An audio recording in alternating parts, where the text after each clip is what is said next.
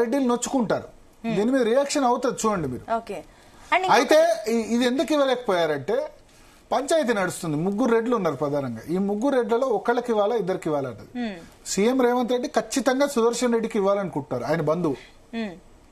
నిజామాబాద్ జిల్లాకు రిప్రజెంటేషన్ లేదు కేబినెట్ లో. మీరు నిజామాబాద్ జిల్లానే కదా, మీ జిల్లాకు రిప్రజెంటేషన్ లేదు కేబినెట్ లో, ఎవరు మంత్రిగా లేరు. సుదర్శన్ రెడ్డి బోధను రేవంత్ రెడ్డికి సమీప బంధువు అవుతారు, కోశాధికారిగా ఉన్నారు, వివాదరహితుడు. ఆయనకి ఇవ్వాలని రేవంత్ రెడ్డి పట్టుబడుతున్నారు. ఇంకోవైపు రాజగోపాల్ రెడ్డికి ఇవ్వాలని హైకమాండ్ రాజగోపాల్ రెడ్డి కమిట్ అయింది. వివేక్ విషయంలో ఇచ్చింది కానీ రాజగోపాల్ రెడ్డికి ఇవ్వలేకపోయింది. ఎందుకంటే కోమటిరెడ్డి వెంకటరెడ్డి మంత్రివర్గంలో ఉన్నారు. కోమటిరెడ్డి వెంకటరెడ్డి, ఉత్తమ్ కుమార్ రెడ్డి, రాజగోపాల్ రెడ్డి. ఒక్క నల్గొండ జిల్లా 3 అంటే రెడ్లకే రాసిచ్చారని నల్గొండ జిల్లా అని విమర్శలు వచ్చే అవకాశం ఉంటుంది కదా. అందుకోసం అక్కడ ఏం జరిగింది, ఇవ్వలేకపోయారు ఇప్పుడు ఈ పంచాయతీలో. ప్లస్ ఒకటే కుటుంబంలో 2 రెడ్లు అవుతారు, ఒకటే కుటుంబానికి 2 పదవులు ఇస్తారా అంటారు. అట్లాంటి ఇప్పుడు వివేక వెంకటస్వామి కొడుకు వంశీకృష్ణ కూడా ఎంపీ ఉన్నారు. సరే ఎంపీ కూడా 2 ఎమ్మెల్యేలు 2 ఎంపీ వేరు. కేబినెట్ లో 2 అన్నదమ్ములు ఉండడం కూడా అక్కడ అవుతుంది. రాజగోపాల్ రెడ్డికి ఇవ్వకపోతే ఇప్పుడు నానా హంగామా చేస్తారు, ఆయన ఊరుకోరు, రచ్చరచ్చ చేస్తారు. ఆల్రెడీ జానారెడ్డి వాళ్ళని తిట్టేశారు కదా, కేసీఆర్ కూడా మెచ్చుకున్నారు కదా. సో ఇప్పుడు పెండింగ్ లో పెడదాం. సుదర్శన్ రెడ్డికి ఇవ్వద్దు, రాజగోపాల్ రెడ్డికి ఇవ్వద్దు. మల్రెడ్డి రంగారెడ్డి జిల్లాలో ఇబ్రహీంపట్నం నుంచి గెలిచిన ఏకైక వ్యక్తి. హైదరాబాద్ రంగారెడ్డిలో మొత్తం కాంగ్రెస్ పార్టీ నుంచి గెలిచిన ఏకైక ఎమ్మెల్యే. తర్వాత మొన్న కంటోన్మెంట్ బై ఎలక్షన్స్ లో శ్రీ గణేష్ గెలిచారు. ఆయన కూడా అరవమాల సామాజిక వర్గం. బట్ హైదరాబాద్ రంగారెడ్డికి ఇప్పటికీ కూడా రిప్రజెంటేషన్ లేదు కేబినెట్ లో. సో అందుకని 3 మాత్రమే నింపారు. ఇక మిగతా 3 సంగతి తర్వాత చూద్దాం. అంటే ఒకటి మిగతా 3లో మైనారిటీకి లేదు ఇప్పుడు మంత్రివర్గం. మైనారిటీలకు ఎందుకు ఇప్పుడు అవకాశం లేదు. కాంగ్రెస్ పార్టీ నుంచి ఎమ్మెల్యే ఎవరు గెలవలేదు. ఎమ్మెల్సీ ఉన్నారు, సియాసత్ ఎడిటర్ ఉన్నారు. కానీ మరి ఆయనకి ఇస్తే లాభం ఉంటుందో లేదో అని వాళ్ళు అనుకున్నారేమో. లేకపోతే నెక్స్ట్ ఇంకా మళ్ళీ ఏమైనా ఎమ్మెల్సీ అవకాశం వస్తే మైనారిటీకి ఇచ్చి అప్పుడు ఇద్దామని అనుకున్నారేమో. మైనారిటీ లేరు. అయితే లంబాడాకి ఇప్పుడు సీతక్క ఆదివాసీ ఉంది, ఎస్టీ. లంబాడా ఎవరు కేబినెట్ లో లేరు. లంబాడా చాలా పెద్ద ఓటు బ్యాంక్ కదా, ప్రతి ఊర్లో కూడా లంబాడి తండా ఉంటుంది. సో అక్కడ మన కాంగ్రెస్ పార్టీ కూడా అవుట్ రైట్ గా లంబాడి చేశారు కాబట్టి అక్కడ మహబూబాద్ ఎమ్మెల్యే డోర్నకల్ ఎమ్మెల్యే రామచంద్ర నాయక్ అక్కడ అవకాశం కల్పించారు. అయితే రెడ్లు మాత్రం ఖచ్చితంగా నొచ్చుకుంటారు. దీంతో రియాక్షన్స్ ఏ విధంగా ఉంటాయి చూడాలి. అయితే హైకమాండ్ తెలివిగా ఏంటంటే పూర్తిగా నింపేస్తే, ఇప్పుడు 5-6 నింపేస్తే రచ్చరచ్చ చేస్తుండే, లేదు ఇంకో 6 నెలల తర్వాత అవకాశం ఇస్తారని వీళ్ళు సైలెంట్ గా ఉండాలని 3 మాత్రమే నింపారు. మంచి స్ట్రాటజీ పూర్తిగా నింపకపోవడం. కానీ ఓవరాల్ గా ఇప్పుడు ఒక్క రెడ్డికి, ఇప్పుడు సుదర్శన్ రెడ్డికో రాజగోపాల్ రెడ్డికి ఇస్తే మొత్తం రెడ్డి సామాజిక వర్గం సాటిస్ఫై అవుతుందని కాదు. కానీ ఓవరాల్ గా ఉన్న రెడ్లకు మెసేజ్ కదా, మొన్న ఎమ్మెల్సీలో మాకు ఇవ్వలేదు. అంటే ఇది కూడా కొత్త స్ట్రాటజీ. ఇప్పుడు 3 స్థానాలకే ఇచ్చారు మీరు అన్నట్లుగా. ఇప్పుడు మిగిలిన వాళ్ళ అసంతృప్తి వాళ్ళని కామ్ గా ఉంచడానికి. మొన్న BC Vijayashanti, SC Addanki Dayakar, ST Nalgonda Janareddy అన్సర్టుకి ఇచ్చారు కదా 3 సమయం. అప్పుడు రెడ్లకు ఇవ్వలేదు, ఇప్పుడు రెడ్లకు ఇవ్వలేదు. సో అది కాంగ్రెస్ పార్టీకి వాళ్ళు బలమే వాళ్ళు కదా. అంటే ఇప్పుడు నెక్స్ట్ సామాజిక స్థానిక సంస్థల ఎన్నికలకు కూడా ఇది ఒక ప్లస్ పాయింట్ అవుతుంది అనుకోవచ్చా? అందుకేనా ఈ రకంగా ఆపారనుకోవచ్చా? ప్లస్ పాయింట్ ఎట్లా అవుతుంది? ఊర్లలో ఎవరిది డామినేషన్? రెడ్డిలే కదా. అంటే నేనేమంటా అంటే రెడ్డిలకి ఎందుకు డామినేషన్ వచ్చింది? వాళ్ళు ఎవరింట్లో పెళ్లి జరిగినా, శుభకార్యం జరిగినా, ఇంట్లో చావైనా పోయి 5,000 10,000 ఇచ్చి, అంటే అన్ని కులాలను కలుపుకొని వెళ్ళగలుగుతారు. పటేల్ పటేల్ అన్ని కులాలని కలుపుకొని వెళ్ళగలుగుతున్నారు. అందుకని డామినెన్స్ ఉంది, ఒట్టిగా రాలేదు. అంటే రాజకీయంగా డామినేషన్ ఇప్పుడు వేరే కులాలు ఉన్నారు. ఇప్పుడు తెలంగాణలో వేరే క్యాస్ట్ కూడా ఉన్నాయి, వైశ్య ఉంది, బ్రాహ్మణ్ ఉంది. వాళ్ళెవరికి లేని యాక్సెప్టబిలిటీ రెడ్డిస్కి ఎందుకు వస్తుంది? బికాజ్ అన్ని కులాలు కలుపుకొని వెళ్తున్నారు. బట్ ఇప్పుడు పబ్లిక్ నుంచి ఇంకొక పాయింట్ వస్తుంది కదా భరత్, ఇప్పుడు సామాజికంగా అందరం రాజకీయంగా ఉండాలి అని కోరుకుంటున్నారు. సామాజిక న్యాయం జరగాలి.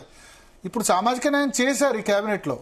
కానీ దీంతో పాటు ఒక రెడ్డికి ఇచ్చినా అయ్యేది కాదు. ఇప్పుడు వరుసగా మాకు ఎమ్మెల్సీ ఇవ్వలేదు, మాకు ఇవ్వలేదు అనేది పొలిటికల్ గా అన్రెస్ట్ వస్తుంది. అందుకని సామాజిక న్యాయపరంగా చాలా గొప్ప డిసిజన్ కాంగ్రెస్ హైకమాండ్ తీసుకుందని చెప్పాను. సో దీనివల్ల కొత్త ఛాలెంజెస్ వస్తాయి, కొత్త ఛాలెంజెస్ వస్తాయి. ఇప్పుడు అందుకని నేను చెప్తాను, జగన్మోహన్ రెడ్డికి ఏం జరిగింది ఆంధ్రప్రదేశ్ లో?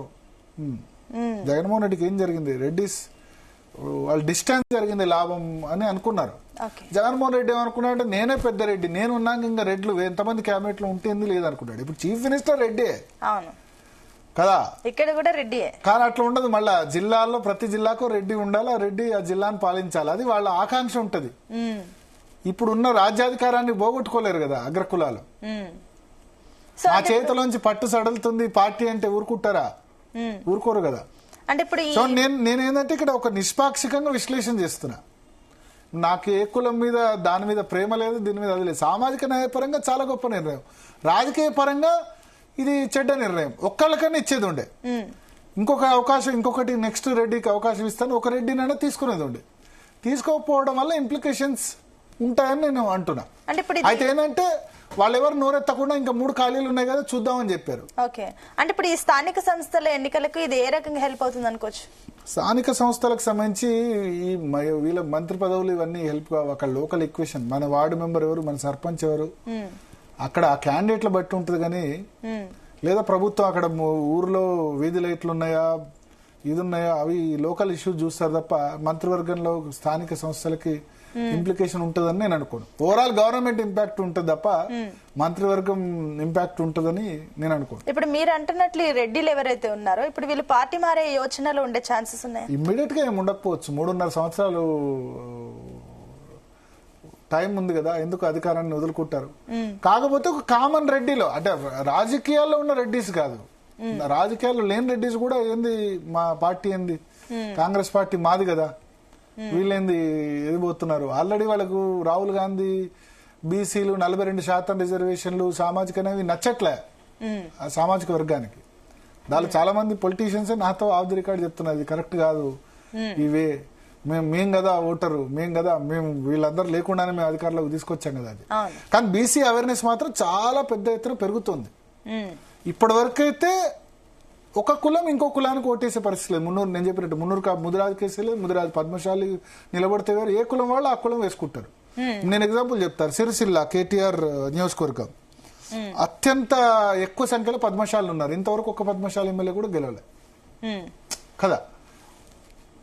హైయెస్ట్ అంతకుముందు కూడా కేటీఆర్ లేనప్పుడు కూడా పద్మశాలి పెట్టి గెలవాలి. సో ఎందుకంటే మిగతా బీసీ సపోర్ట్ చేయట్లేదు. ఆ అవేర్నెస్ ఇప్పుడు తీసుకొచ్చే ప్రయత్నం జరుగుతుంది కొద్ది కాలంగా. మన తీన్ మార్మల్ ఎఫెక్ట్ చేశారు, కొంచెం మల్క కుమరయ్య అక్కడ గెలవడంలో కొంచెం బీసీ ఫ్యాక్టరీ చేసింది. కానీ మీరు గ్రాడ్యుయేట్ ఎమ్మెల్సీ ఉండి ఫస్ట్ రెడ్డి నరేందర్ రెడ్డియే గెలిచిన అంజిరెడ్డి బీసీ వాదంతా ప్రసన్న హరికృష్ణ వచ్చిన 3rd ప్లేస్ లోనే ఉన్నారు. ఓట్స్ ఏమో బీసీలు ఎక్కువ ఉన్నాయి, 50% పైగా బీసీలు ఉన్నారు, 56% ఉంటారు. కానీ అవేర్నెస్ ఇంకా రాలేదు. ఊర్లలో ఇంకా కూడా డామినేషన్ రెడ్డిస్దే ఉంది.